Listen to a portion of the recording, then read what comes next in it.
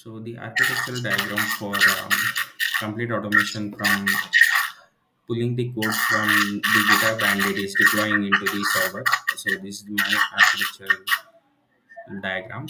So whenever the developer go and commits the changes or commit the code into the GitHub repository, so the GitHub will going to notify the Jenkins pipeline saying that there is a new changes have been committed in the repository. Kindly go with building the new job like that. So once the webhook notifies the Jenkins, so automatically the Jenkins follows the script, that is the pipeline script, which is given as an instruction to the Jenkins to go with the procedure. So that is, we will be having the multiple stages. So the stage one will going to, that is, it will pull the code, that is the updated code or the new code which has been committed by the developer. So it will be pulled by the Jenkins and it will be authenticated, saying that we will be initially have been provided the credential. So since we will be going with the private repository, we need to provide the PAT, that is the personal access token, to access the GitHub repository from the Jenkins. So the authentication will be done. Post authentication code will be pulled, and the next procedure is since here we will be going with building the Spring Boot application, that is the Java based. So we will be going with the Maven package, that is the Maven dependencies, to build my application, that is MVN clean package, the second stage. So once the build have been successfully completed, the artifacts is nothing but the output from the Jenkins post successful running. We will be calling it as artifacts. So where our output will be stored. So that it will revert in the target item. So from target it will going to fetch the details of the successful build file. So whatever the name we have provided. So from that it will going to build the Docker image. So to build the Docker image, initially we have also provided the Docker file in the GitHub repository itself. So it will go and refer to the GitHub repository file and it will be going to build the Docker image. That is the third step. So once the Docker image has been built successfully, the fourth step will be it is going to push to the Docker hub. So before pushing to the Docker hub, the authentication will be happening here.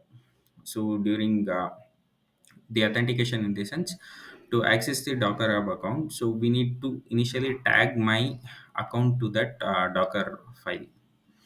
Fine. So post that the authentication will be happen. Same the credentials should be provided, username as well as the pad should be provided of the Docker account, and that needs to be authenticated. Post authentication, so the Docker image will be pushed to the Docker hub. So once the Docker hub having the image in the Docker, so that can be used for further usage, or we can share that image to with other persons to in the team itself. So who is maintaining the server of our deployment process. So that can be happen. And once the image have been pushed and it is stored in the Docker hub, so for deployment purpose, we can just pull that image by passing the command, that is docker pull followed by the name of the, sorry, that is the username of the Docker hub followed by the name of the image and the tag. So that is the command to pull the Docker containerized application image to the server. That is, here we will be going to deploy the Docker image inside the EC2 instance. Fine. Suppose that once the deployment have been happened, we will going to run that container. So using the command. So once the container is, that is the container running the application inside. So the application will going to run inside the Docker container. Fine. So post the running the container without any logs or the errors. So we can able to access through the API call things. So we can send the request. So the request will be prompt to API and then to the server. So if you are doing with anything related to the database thing, so it will be fetch from the, that is, it is going to provoke the call to the RDS. That is, it will make an API request to the RDS or the storage thing. So that details will be provided priorly. So where should it is going to fetch the details from the database and all.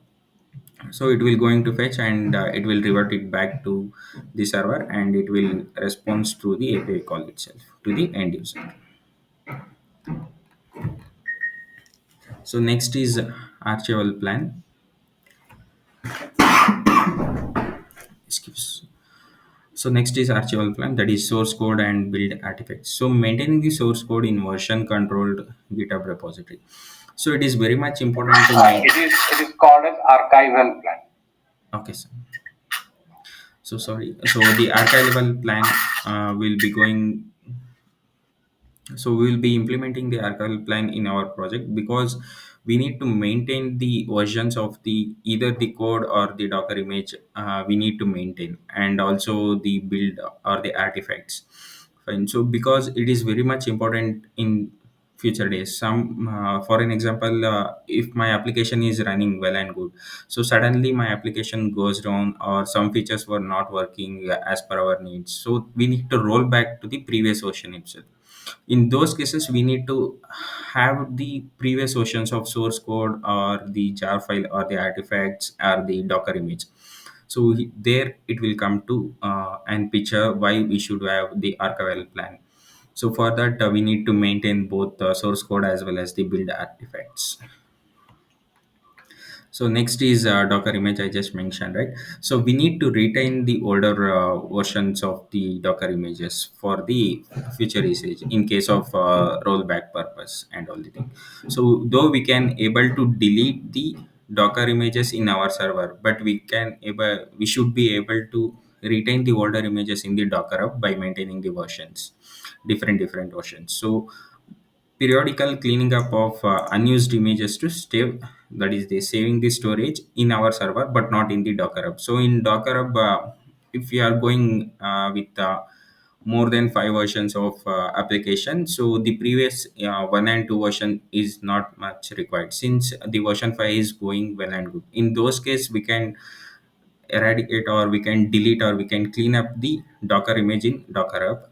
And yet another one thing, it's not necessary to keep the version 1 2 3 4 images in the server, so that could leads to having the more occupying the more storage space in our server, as well as it will going to that is the reliability as well as efficiency of the server will be obviously will be going down.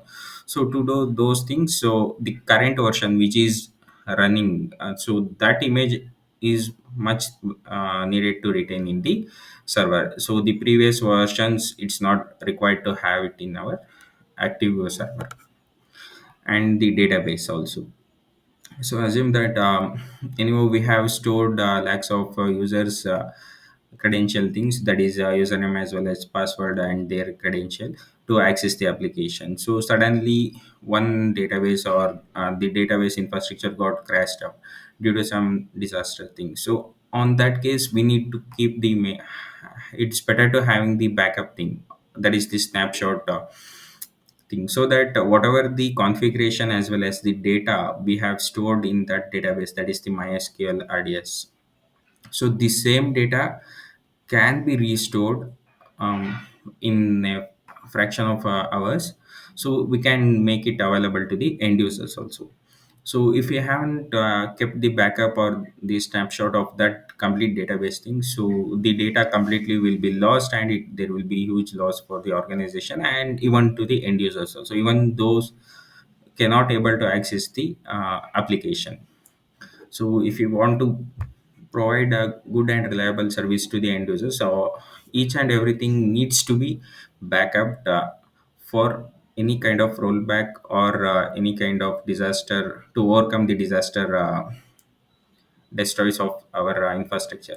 So for all those things, we need to better to have the backup for all our source code, database, everything. So and also it's better to have the logs also. Sometimes so we cannot expect what error we going to encounter in which version and which area of the service will be getting the error logs. So for analyzing the log, we need to store, or we need to keep backup backup of the logs. And in future days, someone might comes and says like, my transaction was declined but the amount got detected. So for all those things we need to go and track the logs of the application, so where it is got stuck and why it is got stuck and what was the reason. So to monitor all those things we need to have the logs of the individual life cycle of the transactions. And next is scalability. That is, it is very much important. So all the time we cannot go with the high end infrastructure. So we will be going with the initial the minimal requirement to run my application. We will be going with that base infrastructure configuration thing. It could be of a server, storage thing, RAM, and the processing number of CPU, everything.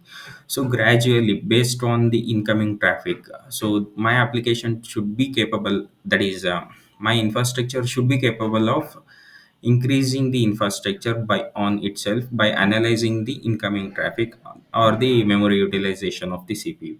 So for all those things, we should have already priorly configured the, that is, scalability of each services. It could be of RDS, EC2, and all things. So it's very much important to have the auto scaling thing in each and every applications.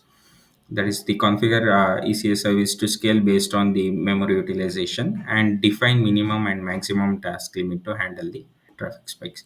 So why they have mentioned like minimum and maximum task limit to handle traffic spikes? So when there is a huge traffics are approaching, either it could be of some cyber attack, or it could be of the normal traffic, so we cannot expect. So to provide more security to our application, so we need to mention the minimum as well as maximum task limit to handle the traffic spikes.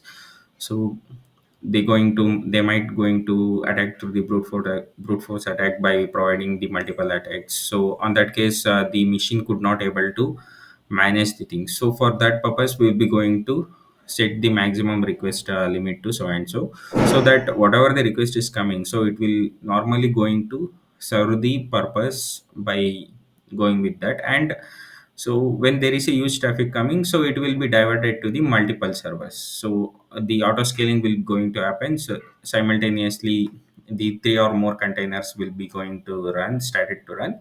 So the traffic will be diverted to all the containers which are running, and so that they can able to serve the purpose. So without any latency things. And database scaling also. So today I might having 10 TB of client data, and tomorrow it could be of 100 TB of data. So all the time I cannot go and manually increase the data thing. So based on the workload or the data things coming from the client, so it will going to monitor, and by itself it is going to scale up the database storage also, as well as the instance things for processing the data. That is RDS auto scaling thing.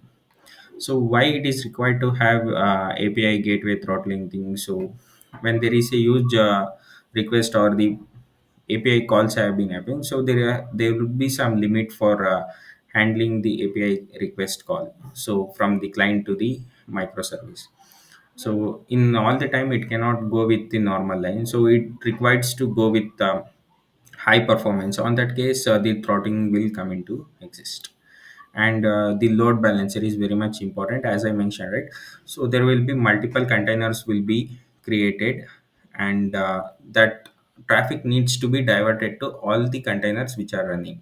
So for that we need to set up the load balancer on top of all the containers. Okay, so the load balancer will handle all the traffic. So it will think of we're going to divert a few traffic or the 10 traffic to container 1, 10 traffic to container 2, 10 traffic to container 3, like that. So it will going to handle the traffic also and distribute the workload to all the available server. And it won't go and pressurize the single server to get response. So there we can see the load balancer thing. And the rollback plan. So in case of the version 2 or 3 having the feature lack of feature, or some features might not responding properly, On that case, the features which are very much essential for that application, so to the client who are using those.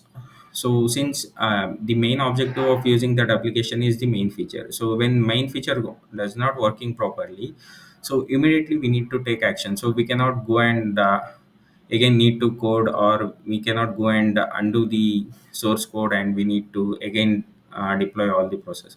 So it will going to consume a lot of time. So for that time, so we will again revert back to the archival plan. From there, anyhow we will be having the backups of all events on from the source code artifacts, and that is the Docker container image, everything we will be having. So immediately we will roll back the version 3 to version 4. So we will release and we will ask them to update the application again, and they can keep going with the previous service only. So meanwhile, the team will again go and look into the version 3, what exactly the issue is happening, by looking into the logs. For that, we required the log is very much. So the automatic rollback process in Jenkins by maintaining the record of successful deployment. So in another case, um, the deployment, that is the build got successful, but the deployment haven't happened. So in that case, we cannot go and expecting the version 3 of application. So since the deployment got terminated due to some reason in the middle of the script only, or in the middle of the pipeline, so on that case, whatever the process have been happened till the 50% or 60% out of 100, so that will be rolled back to the initial, and it will going to start by from the initial only. And database rollback, so that is restore the RDS instance from the snapshot created before deployment. So in case of disaster thing, so we will going to restore the same infrastructure along with the data with the help of snapshot. And the same for API also, that is the rollback procedure will regular to that is will going to regularly ensure the effectiveness during the disaster recovery things. And maintaining the secondary cluster as well as instance in different region as the failure mechanism. So assume that if we have deployed our application or the whole infrastructure in one region, US north region, so the complete region got down due to some natural calamities, or it could be of maintenance thing. So on that case, what it is very much recommended to have the same infrastructure to be replicated in another region, so that if one region goes down, so automatically we can release the another region, so that is we can make available of another region. So whatever the data as well as what are the functionality we do have in that region, initial region, so the same thing will be replicated in that region also simultaneously. So here we do have the integration things, that is the implementation part. So how we going to integrate from the scratch thing. So provisioning an RDS instance. So it is very much important to store any data related things. So we need to have the database. So since we will be going with AWS ecosystem, here we will be going with RDS. Inside that engine, we will be going to use MySQL, and note down the endpoint and the username and password of the database. So to establish the communication with the database, these three keywords or the values are very much important. So without endpoint, we cannot able to access the database. And if the database is secured, so we need to provide the username as well as the password for that schema. And so we cannot directly go and either we can access the database from any of the consoles by using either EC2 instance or like things. So if you want to access your database, we can either go with MySQL Workbench. It's a community service provided by the MySQL, so where we can go and link with the help of endpoint as well as username password, so we can able to view the complete database visually. Fine. So that is the with the help of UI we can able to manage the database. For that, here we will be going with MySQL Workbench, where we going to access this RDS MySQL instance with the help of endpoint username and password to connect to the database. And thereon we'll go and create the necessary tables. Okay. And if we required any initial data to be stored, we'll be going and storing that. And test the database integration. So before we go and deploying the application, so we need to test the data locally. That is, our database need to be tested locally. So whether the data is going and storing in the database properly, whether we can able to fetch the data and the data are getting updated in the database, all these things to be considered before we go and deploy the things. And once the database have been set up completely, so the next step is to pull the code from the repository. That is, set up the GitHub repository. That is, we need to create the new repository in the GitHub account, and naming convention should be followed with respect to your project. So verify the Spring Boot project structure in the repository. So there will be some formatting thing. So we need to verify that, like pom.html, sorry, XML file and application property file. So these are the basic files needs to be present in the GitHub repository. So where they play major role while processing the pipeline. So ensure that source directory contains the POM XML as well as Docker file. So the POM XML file having the all dependencies as well as information related to the application. So what are the technology, what are the packages we have been used, and how the API calls, everything is happening. So that is in the POM.xml. That is project object model. Okay, file and the Docker file. So we required the Docker file to build the Docker image, right? And for that we need to have the Docker file in the GitHub repository itself. So the artifacts post successful run of Jenkins pipeline, so artifacts or the things will be stored in the GitHub repository only. Next is we need to add the Jenkins credentials for GitHub. So in Jenkins, that is, to access the GitHub, we need to add the GitHub credentials to inside the Jenkins. Okay, so we need to just log into the Jenkins master and go inside the manage Jenkins, followed by the credentials. And in this path, we need to store the GitHub credentials. So once the credential has been stored, and we need to provide the proper naming for accessing the credentials in the pipeline. And after adding the username as well as the personal access token of the GitHub, so we'll go and integrate the repository with the Jenkins. That is, here we go and write the script, pipeline script. Okay, so create the new job, either of the type, either freestyle or the pipeline. So under source code management, select the Git and provide the repository URL followed by the credential. So once the initial thing have been provided to the Jenkins pipeline, next is we need to install the plugin. So before we go and run the build, so we need to configure the Maven in the Jenkins.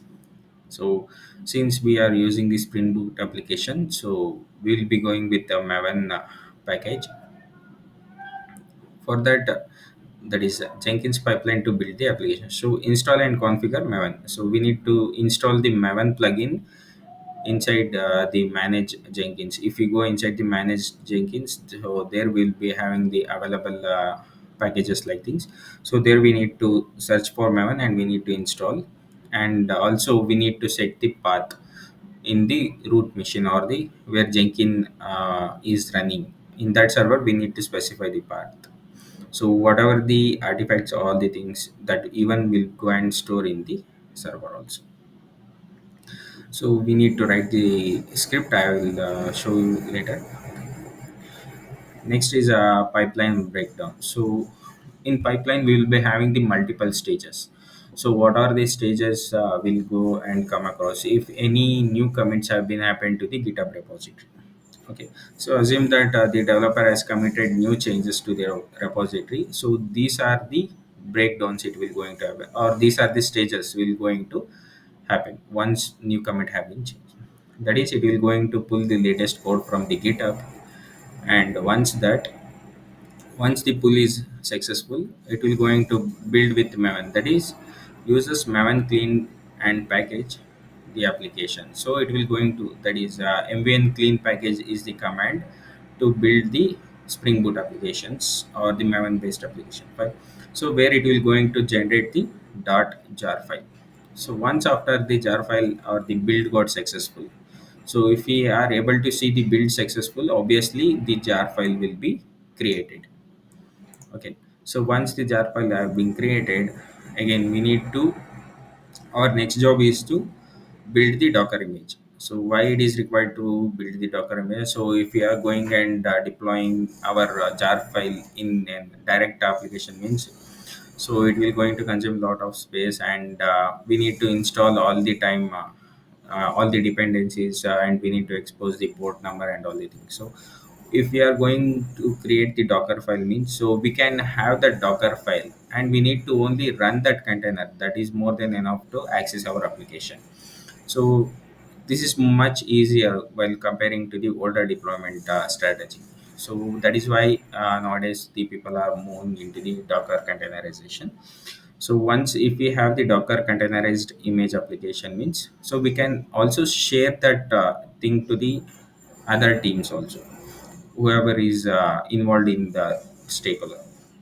So they can able to easily test that application and they can verify the thing. So in older times, we need to deploy each application, that is we need to install the Java and we need to have the dependencies and we need to expose the port number, and thereon we need to run the application. So it is going to quite long process of installing all the requirements and maintaining the server and all the things. So once we are going with the Docker container things, so everything is being taken care by the Docker image. Only thing we need to provide the proper details before the Docker image creation. Okay. So once the Docker image has been created, so we can directly push that image to the Docker Hub for archival fan or the maintaining the version thing. Also for that, for all those things we can maintain the Docker Hub. So it is quite similar to the GitHub repository only. So where we going to store our things. Next is you can deploy it on the Elastic Container Service also, or you can directly go and deploy in the server also by installing the Docker. So for that, we will have to priorly return the Docker file. So on this, by referring to this Docker file only, it will going to build the Docker image. Okay. So next is deploy the application on ECS. So here I have just mentioned the ECS thing. So in implementation, I have gone with that is Docker deployment only. So I haven't used the ECS. Directly inside the EC2, I have deployed the application in the Docker only. So next, the API calls. There I will be going to use the public IP of my EC2 instance. From there, I going to access the application.